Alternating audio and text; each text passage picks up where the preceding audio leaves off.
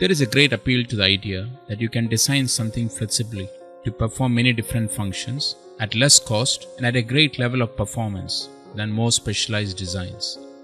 It is the siren song of design, but unless existing specialized designs are just terribly inefficient, this idea is always wrong, and flexibility trade-off are the reason why.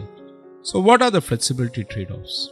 Stated simply, as the flexibility of a design increases, the usability and performance of the design decreases.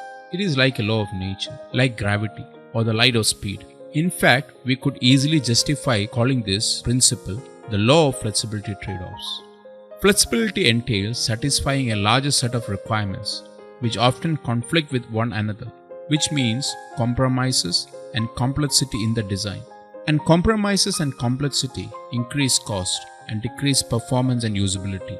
For example, the Swiss Army knife has many tools that increases its flexibility, but the tools are less efficient and less usable than their standalone equivalents.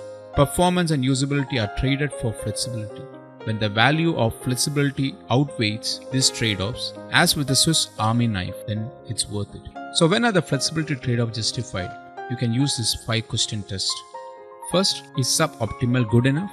Secondly, is the performance environment stable, meaning does it stay the same over time? Third, are performance and user requirements similar? Fourth, can functions be modularized in the design? And the fifth, does the value of flexibility justify the performance trade-off? If the answer to any of these questions is no, the flexibility trade-off are going to be costly and the probability of failure is very high. If, however, the answer to all these questions is yes, then flexibility trade-off may be justified, meaning there is an opportunity for one general purpose design to be successful. A good example of this is smartphone, which merge telephones and camera. This merging works because the phones and camera are good enough quality for most people.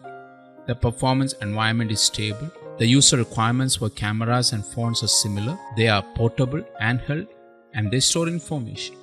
The electronics can be modularized, and having both functions integrated into one device is valuable. So whether you use your understanding of flexibility trade-off to make better strategic decisions, or to know when to combine or separate design specifications, or to avert disastrous procurement decisions, remember the idiom, Jack of all trades, master of none, is not just true, it's the law.